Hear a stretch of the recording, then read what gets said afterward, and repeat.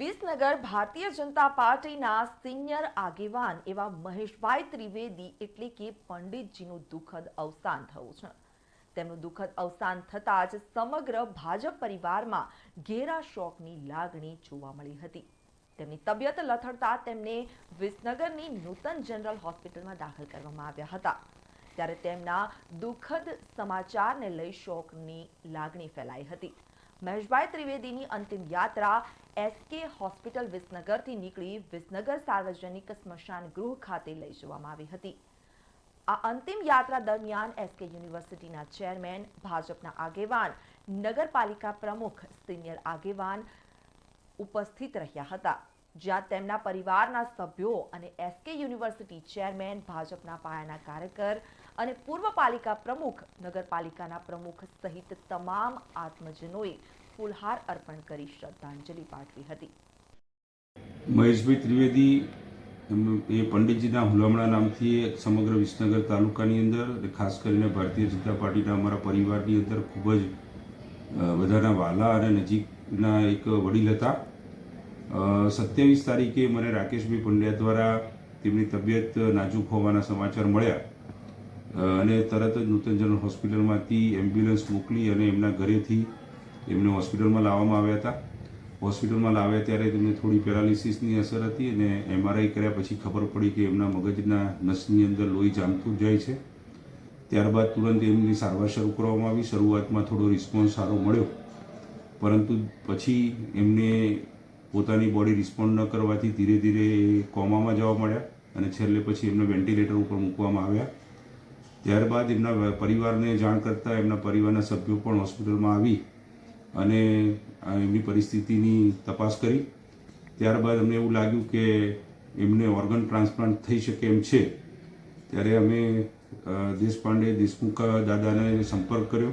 Doctor પ્રાંજલભાઈ Modi કે જેઓ organ donation માટેના અત્યારે ઇન્ચાર્જ છે, એમનો સંપર્ક કરવામાં આવ્યો અને એમની સૂચના મુજબ અમારી ડૉક્ટર્સની ટીમે તેમની સારવાર શરૂ કરી। તેમના શરીરની અંદર સોડિયમ અને પોટેશિયમની માત્રાનો કંટ્રોલ કરવા માટેનું જણાવવામાં આવ્યું હતું। એ કંટ્રોલ કરવાનું શરૂ કરવામાં આવ્યું। એપનિયા ટેસ્ટ દ્વારા એ પોતે બ્રેન્ડેડ છે એ એપનિયા ટેસ્ટ કરવામાં આવ્યો અને એમને બ્રેન્ડેડ જાહેર કરતાં ઓર્ગન ટ્રાન્સપ્લાન્ટની વિધિ શરૂ થઈ।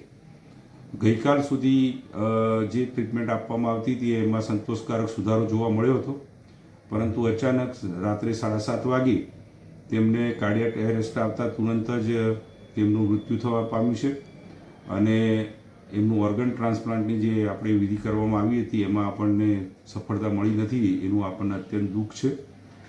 અને ત્યારબાદ એમના પરિવારોને જાણ કરતાં જ આજે સવારે તેમની અંતિમ વિધિ માટેની બધી વિધિ કરવામાં આવી છે અને અમારા વિસનગરના મુરબ્બીઓ, ભારતીય જનતા પાર્ટીના આગેવાન, વિસનગર નગરપાલિકાના પ્રમુખ માન્ય શ્રી ઉત્તમભાઈ, અમારા આગેવાન શ્રી રૂપલભાઈ, બધાની હાજરીમાં અત્યારે એમની અંતિમ વિધિ કરવામાં આવી છે। અને હોસ્પિટલ તરફથી અમારા હોસ્પિટલના ડૉક્ટરોએ ખૂબ જ સારી રીતે સેવા આપી છે અને એક નિરાધાર વ્યક્તિને સારામાં સારી ટ્રીટમેન્ટ ઘર આંગણે મળે એના માટેના નૂતન જનરલ હોસ્પિટલ દ્વારા પ્રયત્ન કરવામાં આવ્યા છે। હું ડૉક્ટરની ટીમને પણ ખૂબ ખૂબ અભિનંદન આપીશ। અમે ઓર્ગન ટ્રાન્સપ્લાન્ટ કરાવી શક્યા નથી, પરંતુ આ એક શુભ શરૂઆત વિસનગરમાં થઈ શકી એનો આનંદ છે। ભવિષ્યમાં પણ કોઈ વ્યક્તિ બ્રેન્ડેડ થશે તો નૂતન જનરલ હોસ્પિટલ એ સોટો જે સરકારી એજન્સી છે કે જેના પોર્ટલ ઉપર માન્ય હોસ્પિટલ ઓર્ગન ડોનેશન કરી શકે છે, જેની માન્યતા નૂતન જનરલ હોસ્પિટલમાં છે, જેના કારણે ભવિષ્યમાં પણ આપણે પ્રયત્ન કરીશું કે આપણે આપણા કોઈ પણ પેશન્ટને બ્રેન્ડેડ થાય તો એમના ઓર્ગન ટ્રાન્સપ્લાન્ટ થાય અને ગુજરાતના નાગરિકોને એનો લાભ મળે અને કોઈનું જીવન આપણે બચાવી શકીએ। આ માટે નૂતન જનરલ હોસ્પિટલના ડૉક્ટર્સે જે પ્રયત્ન કર્યો એમને પણ હું બિરદાવું છું અને પ્રભુને પ્રાર્થના કરું છું કે પંડિતજીના આત્માને શાંતિ આપે અને એમણે જે એમની જીવનની અંદર વિસનગરના લોકોની સેવા કરી છે એ બદલ એમનો પણ આપણે ખૂબ ખૂબ આભાર અને શ્રદ્ધાંજલિ પાઠવીએ છીએ। ભારતીય જનતા પાર્ટીના સિનિયર કાર્યકર્તા કે જો 1985થી 2024 સુધી એટલે છેલ્લા શ્વાસ સુધી પાર્ટીનું કામ કર્યું છે એવા મહેશભાઈ ત્રિવેદી ઉર્ફે પંડિતજી આપણી વચ્ચે રહ્યા નથી। ભગવાન એમના સદગત આત્માને શાંતિ આપે. 85થી અત્યાર સુધી પાર્ટીનું કામ કરવામાં એટલે કોઈ પણ રેલી હોય, કોઈ પણ ફંક્શનો હોય કે ગમે તે આખા ગુજરાતમાં કાર્યક્રમ તો પંડિતજી કાર્યકર્તાઓની ટીમ લઈને દોડ્યા છે.